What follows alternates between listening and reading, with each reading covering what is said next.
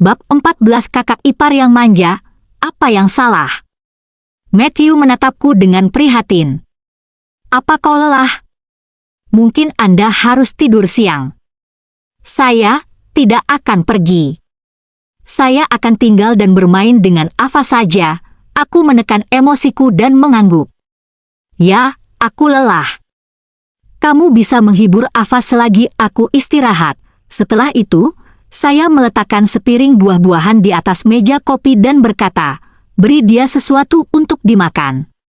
Ada lebih banyak lagi di dapur jika itu tidak cukup, tentu saja. Kamu istirahatlah. Aku akan mengajak kalian berdua makan setelah kalian bangun, kata Matthew sambil mengambil garpu untuk memberi makan Ava. Ketika saya pergi ke kamar tidur untuk berbaring, saya merasa tercekik dan air mata mengalir di mata saya. Sepertinya itu, dua kunci menjadi masalah saat Matthew bergegas pulang hanya untuk mengambilnya kembali. Aku tahu dia tidak mengkhawatirkannya, Ava. Sebagian besar orang tahu bahwa hati nurani seseorang akan dibuang begitu mereka berbuat curang. Saya juga curiga, kunci-kunci itu mungkin milik rumah wanita lain, jadi secara naluriah aku memikirkan Ivana. Dia baik-baik saja selama 2 tahun terakhir dan tidak lagi harus berbagi tempat dengan orang lain. Dia bahkan menyewa apartemen yang luas untuk dirinya sendiri tetapi tidak pernah menyebutkan di mana atau mengundang saya. Pengaturan sepertinya nyaman untuk membawa pulang laki-laki, pikirku.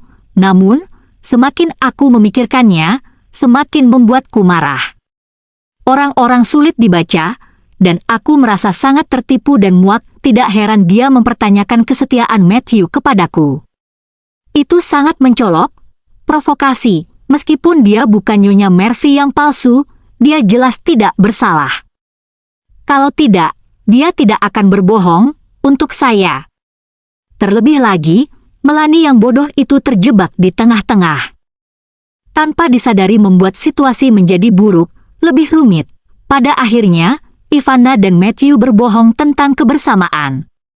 Saya tahu itu bukan pertanda baik karena mereka menyembunyikan rahasia bersama. Segera, aku merenungkan bagaimana Matthew telah mewaspadaiku selama beberapa waktu sekarang. Tidak heran saya tidak dapat menemukan petunjuk apapun. Aku bertanya-tanya kapan Matthew menjadi begitu waspada terhadapku. Dengan pemikiran ini, aku mengepalkan bantalku dan merasakan beban berat di dadaku. Duo ayah anak perempuan itu bermain di luar dengan gembira sementara hatiku terkoyak di dalam kamar tidur. Aku tahu aku harus melakukannya, persiapkan diriku untuk kemungkinan terburuk. Matthew bersikeras mengajak kami makan malam itu, dan aku tidak keberatan.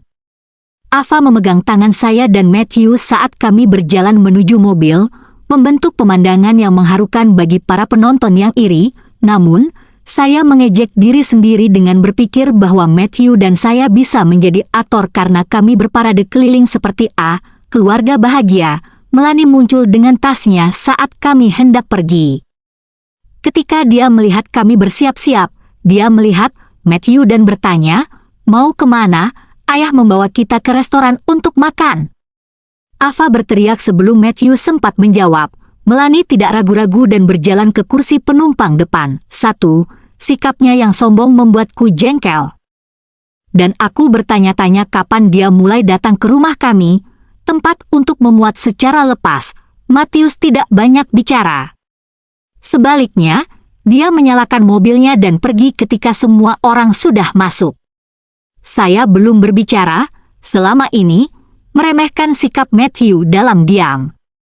Aku benci bagaimana dia selalu memandang ke arah lain, tidak peduli apa yang dilakukan Melanie. Saya kira dia mungkin juga tidak menyalahkannya atas insiden di Menara Galar.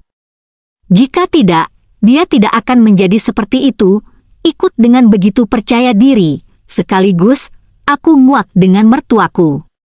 Mengapa mereka tidak bertanya atau peduli dengan apa yang dilakukan putri mereka? Matthew memilih Aviary, sebuah restoran terkenal, untuk makan malam. Karena tempat itu ramai, dia menyuruh kami melakukannya. keluar dari mobil sambil mencari tempat parkir. Kami jarang makan di luar, jadi obrolan seru Ava memenuhi udara. Melanie menjadi tidak sabar dan memarahi Ava. Kenapa kamu berisik sekali? Kenapa kamu banyak bicara hanya karena kita makan di luar? Kata-katanya menyulut kemarahanku. Apa yang salah dengan itu? Anda jauh lebih tua darinya, namun Anda tidak bisa bersikap seperti itu, bibi yang baik padanya. Kamu telah memanjakan bocah itu. Melanie membalas dengan nada meremehkan dan bergumam, dia jarang keluar, dia, apa katamu? Meskipun kamu sudah sering bepergian, kamu tidak pernah memikirkan bagaimana kamu bisa melakukan itu. Aku memegangi Ava dan menatap Melanie sambil berkata, mengapa kamu berdebat dengan seorang anak kecil? Tidak bisakah kamu menjadi orang dewasa yang matang? Begitu Matthew memarkir mobilnya dan datang, dia melihatku berteriak pada Melanie. Dia menepuk punggungku untuk mencoba dan, ambillah Ava dariku sambil berkata, tidak apa-apa. Bibi Mel itu jahat. Ava mengeluh kepada Matthew saat dia melihatnya datang. Melanie melirik kakaknya dan memasang muka. Bertanya pada Ava sambil tersenyum, apa yang telah aku lakukan, sayang? Aku benci Melanie karena dia selalu tampil menonjol setiap kali ada Matthew.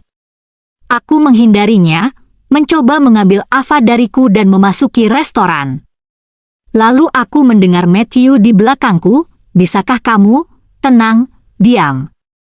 Apakah kamu belum merasa cukup? Meski suara Matthew pelan, aku masih bisa mendengarnya. Itu jarang terjadi, dia untuk berbicara dengan adiknya seperti itu. Akhirnya, saya merasa sedikit lega. Matthew seharusnya sudah lama menentang Melanie untuk mengendalikannya. Saat kami memasuki restoran, kami bertemu Johnson secara tak terduga.